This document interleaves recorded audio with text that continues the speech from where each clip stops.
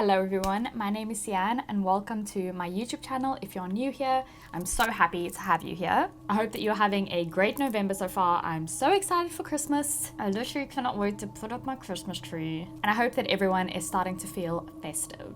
I know it's getting a lot colder around the world, but here in South Africa, it is just getting warmer and warmer. Let me tell you, I am so excited for summer. This week, we are gonna do another cold video because I just can't get enough of them and neither can you. And it is a little bit strange filming a cold video sitting in this room.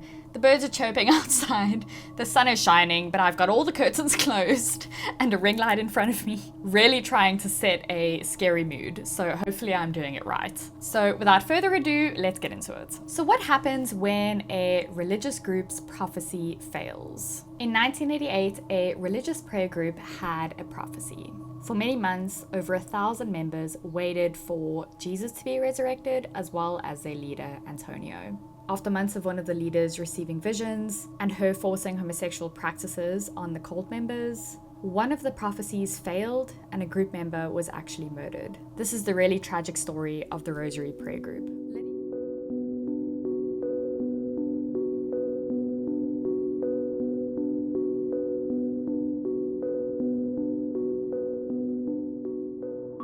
Lidia Naccarato was born in 1952 and came from Mantia, a small town in Calabria, where her and her whole family worked as tenant farmers. However, her father died in an accident when he was 42. When Lydia was 37, after she had started the Rosary prayer group, her mother was already 76. Lydia also grew up with two brothers and a sister, and throughout her whole life, they were all in good health. No one had any signs of psychiatric or family illnesses. It was only later on in her life that Lydia started portraying signs of mental illness. Lydia spent her childhood in a very small farm cottage, far from any town, and her family's financial situation was quite difficult. She described growing up in a very patriarchal family with very strong ties to her uncle, Antonio. However, her uncle had actually emigrated abroad and lived there till further notice. Uncle Antonio was known outside the family for his charisma and enthusiasm and for having special powers. People said that he could help others through prayer and even heal sicknesses from a very far distance. He had dedicated his life to helping others and apparently had lots of visions of Jesus and the Madonna. When Lydia was a child, she had to walk several kilometers to get to school. She repeated the 5th grade when she was about 11 to 12 years old. And growing up in the country, she didn't really have much recreation, with the only festival in the town being the one to celebrate the local patron saint. Lydia was only 10 years old when her father passed away. A mere 2 years after her father's passing, her family moved to Turin for work, and her uncle Antonio returned from South America. Lydia described her life as like living in a third world country. They didn't have a radio, and she said that she had never traveled by train. She only heard trains from a distance and dreamed of being on one. Lydia then started working as a shop assistant in a grocery store and a bakery while she was finishing off her last years in elementary school. In 1972, when Lydia was 20 years old, a major event happened that would change the entire course of her life. This became known as the revelation of her mission. She was about to write a letter to her cousin in America when all of a sudden she saw an image of a leaf on the blank piece of paper. The drawn leaf was actually the size of a real one, and it had written words on it saying, "By finding this leaf, you can save the universe. Have eternal life and give eternal life."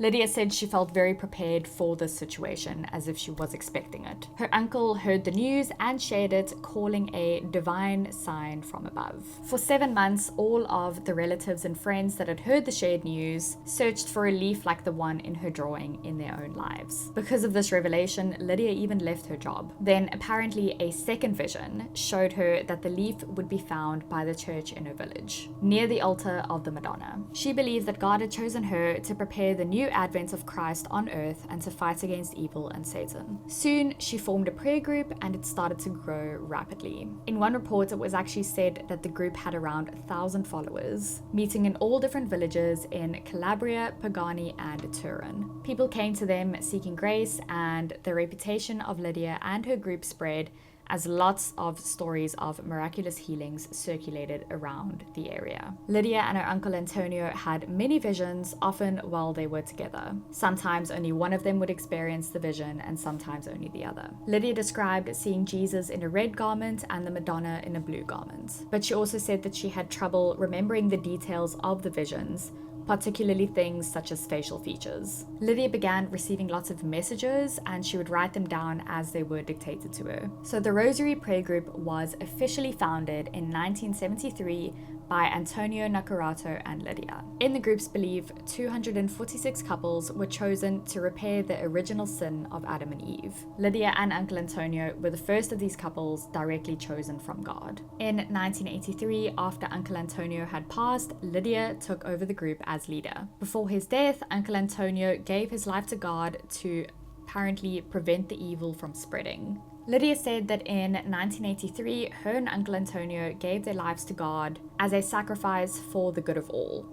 They apparently left it to God to decide who would actually die.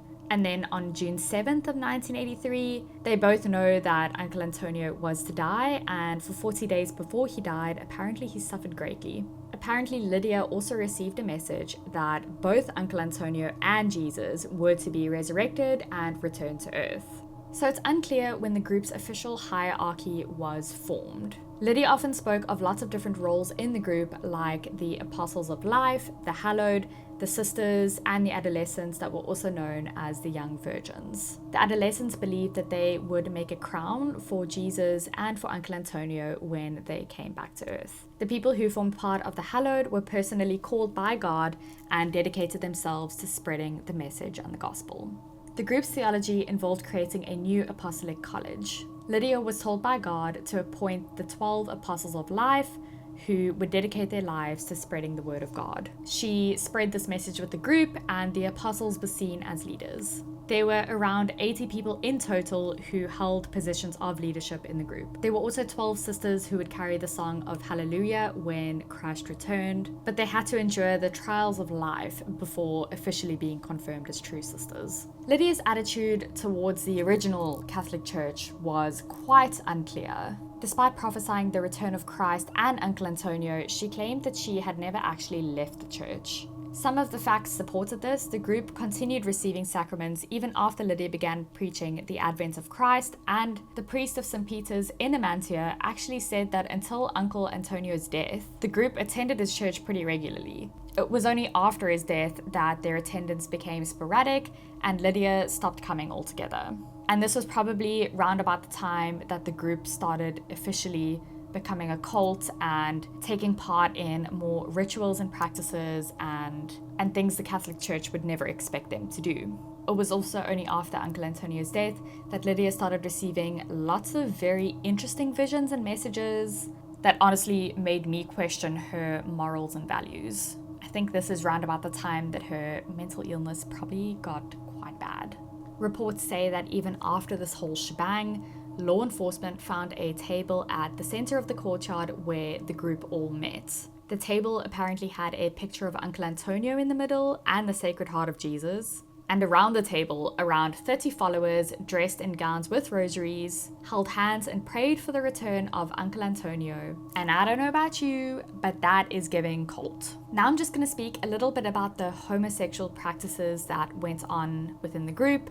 Like I said earlier, they kind of started doing things that were extremely questionable, and Lydia started receiving very questionable visions and messages, and this is kind of where it started. So throughout the time where the cult was functioning and thriving, Lydia claimed to receive divine messages and instructions about the people's sexual behaviors in the group. According to Lydia, it was Antonio who actually communicated all of these messages to her. He instructed certain members of the group to engage in homosexual acts as a way to redeem evil. These actions were framed not as personal choices, but as essential acts to fulfill the group's spiritual mission. Lydia presented these demands as being directly from God, and she was receiving it through her uncle's spirit. At least 5 members members were personally named in these messages. Lydia told them that they had to participate in these acts to demonstrate their faith and commitment to their religion. For example, a female member named Ghazi was actually pressured to engage in these behaviors with other females in the group. When Ghazi first resisted, Lydia told her that she actually needs to stop resisting and see these acts as something that is very important for her spiritual growth. The messages that Lydia received often contained a tone of manipulation and control. Lydia framed these commands as divine mandates, suggesting that those who refused would actually fail spiritually or eventually be cast out of the group. Her disappointment in members was very evident in her writings, where she accused them of betraying her and the entire group. Experts that were analyzing these behaviors suggested that they were not rooted in any religious teachings, but rather in Lydia's psychological issues. Her very close and complex relationship with her uncle Antonio may have influenced her actions. Analysts hypothesized that her promotion of these acts could be an attempt to either suppress or redirect her own unresolved feelings about homosexuality and her relationship with her uncle. The acts themselves were actually seen as ritualistic tools to reinforce group loyalty and Lydia's authority over the group. The group's acceptance of these behaviors shows the extremely powerful influence that both Uncle Antonio and Lydia had over this group. Members trusted her deeply and truly believed that these actions held a very sacred purpose. So now we're going to speak a little bit about the failure of the prophecy that I spoke about in the introduction, and how this actually just caused a domino effect into a lot of other things, really bad things, like people being murdered, happened. Basically, the failure of the prophecy led to someone being murdered. So that's what we're going to discuss now. So starting in early May of 1988, Uncle Antonio appeared in Lydia's visions and gave her instructions to prepare for an extraordinary event that was going to happen. He told her that there's going to be a sign, the Madonna will appear, and then the Lord will return along with her resurrected uncle. On the 23rd of May in 1988, her uncle actually asked her to place his shoes near his bed. He also said that on June 8th, everyone in the group should dress in white. He then said that the sign that I mentioned earlier will appear, and it will be so powerful that it will convince even non-believers. Her uncle also told her to wear her hair loose from that day onwards, and apparently her loose hair made a very strong impression on people. Lots of workers around them and people in the group were very struck by her beauty, comparing her to the Madonna. In another vision, her uncle told Lydia to tell her followers to stop mourning his death and wear ordinary clothes, but only on June 8th they must wear white. He said that this act would signal to nearby villagers that something very important was about to happen, and it was just to capture their attention. Lydia continued receiving these messages and visions from her uncle. In one of them, he gave very specific instructions, saying that when he returns to his house, it must be exactly as he left it. And on June 8th, when he said that this amazing, extraordinary event is going to happen, she and her followers need to hold a day of prayer. He said that they would apparently see what he had promised, and he promised that they will see a light in the sky at exactly 5:07 p.m. Along with this light in the sky, they would see 30 whole crosses and 30 broken ones. They will then see a light with many colors, accompanied by angels and saints singing in chorus with the Madonna. He then said that when Mary descends, he will be descending too, and not just Lydia, but all of the others looking up at the sky will see him as well. He then said that the light is going to be so bright that anyone who isn't worthy would go blind, but those who deserve it will see it and feel free and very at peace. Apparently, these people will no longer have to fear any harm. So her uncle assured Lydia that he would very soon return to Earth, and that a bright, intense solar light would mark his arrival. For those that engaged in prayer on this day, he promised that all of their sins would be forgotten, and his message ended very affectionately, saying that he wouldn't say any more to Lydia because it's getting very late, but tomorrow when she goes downstairs, she must wear her hair loose again. And then he said, "I kiss you, my sweet bride," which is again, it's really giving like incestuous cult. The group then continued praying and very patiently waited for the miraculous events foretold by Uncle Antonio. Lydia later recalled that they wouldn't know the waiting period would be 3 days. So this ended up being 3 days of continuous prayer without any food or water for Lydia or any of her followers. It was only Lydia who had to stop praying to return to her room at times to receive visions from her uncle. And yep, you guessed it, the prophecy after those 3 days never came true. Neither the Madonna nor Christ nor Uncle Antonio came from the sky. There was no blinding solar light at 5:07 p.m. And there sure as hell was not a chorus of angels singing anything in the sky. So after this prophecy never came true, people were obviously very shocked, as well as Lydia and her followers. Everyone became very scared because they were like, this is what we were preparing for. And during this whole weird time, Lydia apparently felt very uneasy and believed she was in serious danger. She had lots of visions warning her that Satanists wanted to kidnap her or take her life. She ended up even traveling back to her hometown with some of her followers, but even while there, she couldn't shake the feeling of being threatened. So now we're going to get into the whole murder situation. So a few days before the murder actually happened, Lydia apparently had a vision of someone coming to Turin, and this apparently could not happen because they were going to bring evil with them. She then identified the person as her cousin Peter, who was actually an apostle in the Rosary prayer group, who she believed had made a pact with the devil and was now possessed. Following her uncle's orders in the visions that she received from him, she actually ended up locking him in a room where they kept food for the animals. An armed follower stood watch in front of the door to make sure he never left. After all of this, when Lydia was questioned and asked about Peter, she actually compared him to Judas and said that he always acted for personal gain. After Peter had been caught and locked in the room, Lydia went back upstairs and received another message from her uncle. Her uncle instructed her to go downstairs to her followers and tell them that Judas has betrayed her. He also told her that this time is different from when Judas betrayed Jesus, all because now they have caught him and he will be bound forever.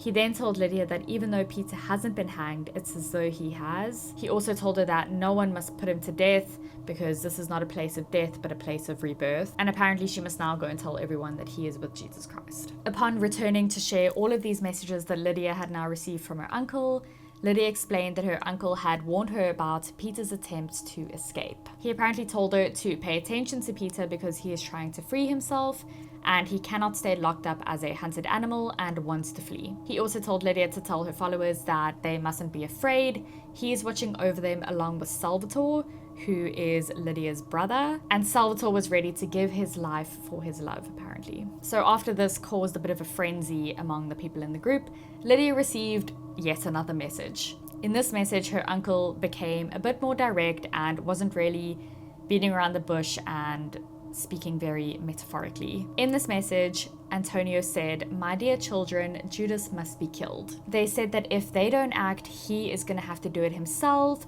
but it will delay his return. He then told them that Peter is not a man, he is the devil, and they must tell Salvatore that he must use a pistol to kill Judas and that he must make sure he doesn't escape. Apparently, if Judas escapes, evil will win. He then told them that Salvatore must act immediately and the rest of the people must stay in their rooms and pray over Salvatore. Apparently, Salvatore had to be the one to kill him because he was the only one able to defeat this evil. So after receiving this command, Lydia told her brother Salvatore and another apostle to go with him to kill Peter, who everyone now believed was Satan. Lydia later said in interviews that apparently Peter was a monster and the bullets didn't even graze him at first. She said she has no idea how Salvatore and the other apostle managed to overpower him and eventually kill him. Santa Secoli, the person who went with Salvatore to kill Peter, described the scene to investigators, saying that Peter didn't look human anymore, he seemed like a monster. So they went in, they did the deed, and they killed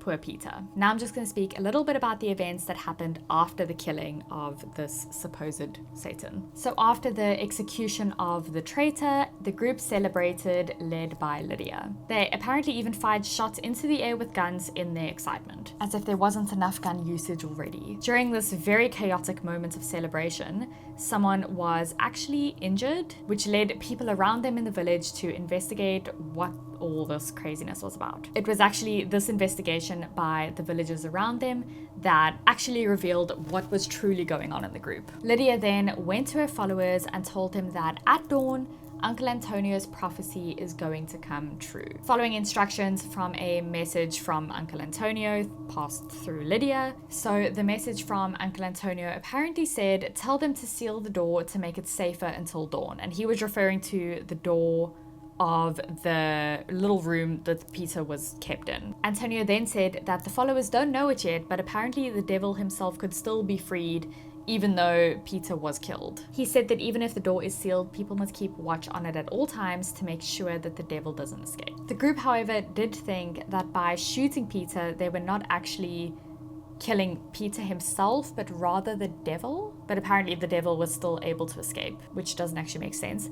But, you know, these were just the messages received by Lydia, and the followers did what they were told. So during the night after the door was sealed and they were keeping the devil far away from them, some of the people in the group actually claimed that they saw the words Viva Maria, which means long live Mary, written in the sky. And this obviously made them all so excited for this so-called prophecy that was about to come true. So surprise, surprise, the prophecy didn't come true again. So the police who were investigating the firearm injury arrived at the house on the farm that these people were living on at noon. When they arrived, they found about 30 people dressed in white robes, all circled around a table, holding hands. Apparently, they looked extremely exhausted, and the altar that they were standing around was decorated with images of saints and a photograph of Antonio. At first, the group resisted the police completely. They denied what had happened and actually threatened the officers with curses. However, after lots of back and forth and lots of arguing, they eventually did confess to the killing of the traitor. Investigators confirmed that the murder was committed by Lydia's brother Salvatore and her cousin Santa Saccoli. The victim was found lifeless, tied to a chair with his hands behind his back. He was dressed but had no shoes on. The murder had been carried out with firearms, and the victim was likely stripped during all of it and then dressed again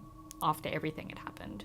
His body was found in a room with the door sealed shut with an oxyhydrogen flame. There were several cartridge cases scattered around the room, and the victim had multiple wounds. In another room, Lydia was found lying alone on a bed, holding a rosary. She appeared motionless and in a somewhat altered state of consciousness. When an ambulance was called for her, she apparently shot up and told everyone that she was not mad. It was actually later revealed that when Lydia was questioned by the magistrate, she believed that by killing the evil in Peter, he would survive. When the judge showed her Peter's body, she didn't actually believe he was dead. She believed that he was just sleeping. Further investigations revealed that Peter had actually lived in Turin, where the group had a significant influence already. He had been invited to the farm by Lydia to receive an official title of apostle, marked by a yellow metal ring that he was to wear on his finger. According to statements, he had actually been on the farm with the cult for several weeks before anything happened. During that time, he even made 2 trips into town to see his family. When the victim was accused of betrayal, he tried to return to Turin. However, once there, the leader of the Rosary prayer group in Turin sent him back to Lydia, and that is when he was carrying this evil. After the murder of the traitor, all of the group's very distinctive symbols were completely hidden. This makes it unclear of what role Uncle Antonio played in the group's beliefs, whether he was seen as a prophet or if he was seen as something a little bit more special in the group's faith. Lydia was a little hesitant to discuss the symbols that were ever present in the prayer group, like the circle with 9 crosses, which was actually painted on the doors of the house where the murder took place. They actually regarded Uncle Antonio as a messianic figure who had a very special prophetic connection to his niece Lydia. Another leader apparently managed the community in Turin, and there were around 80 apostles in total. And these apostles were all chosen by Lydia. In recounting Peter's murder in a conversation around a year later, Lydia actually reflected on how tragic and awful the whole situation had been. She admitted that the killing of another person had still haunted her,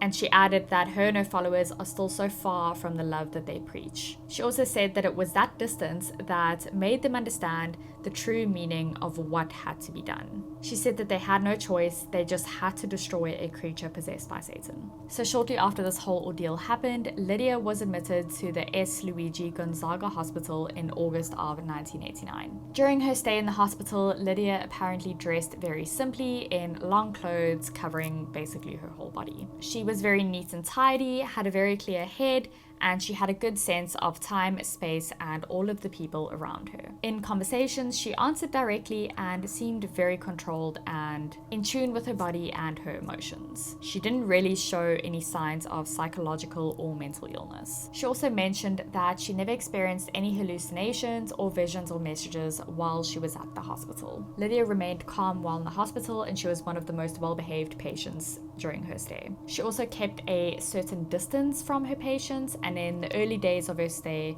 formed a very close connection with a very young schizophrenic girl who had just entered the hospital. This girl was very drawn to Lydia and acted in quite a submissive way towards her, and soon the girl began praying and saying that she needed to save the world. It didn't take very long for Lydia to gain this girl as a follower. After the department found out about this whole thing, Lydia followed the department head's orders not to influence the more suggestible patients, and her whole little two-person cult was broken up. Lydia said that she accepted the restrictions of being a patient as a way to submit to God's will. She felt ready to make any sacrifice that the law required of her, and at the end, she received lots of regular visits from family who came to see her 2 or 3 times a week. And that was basically the end of the Rosary prayer group and the very unfortunate and tragic death of Peter. So the cult was primarily active between 1973 and 1989, but remnants of the cult actually existed as late as 2010. So Lydia's followers didn't stop being her followers, and the ones that didn't go to jail continued the Rosary prayer group. So yeah, that rounds it off. That is what happened in the cult called the Rosary prayer group, and that is what happens when a prophecy that everyone believes is going to come true fails. People start getting a little bit loony. But if you enjoyed this video, please don't forget to like, and I would love to hear your thoughts. So if you want to leave your thoughts in the comments down below, please do. If you have any cults or stories that you'd like me to cover, please also don't hesitate to comment them. Okay, I'm done yapping now. I hope you have an amazing week, and it is almost the end of November and the beginning of December. I'm so excited for Christmas, and I will see you next week. I love you all. Bye.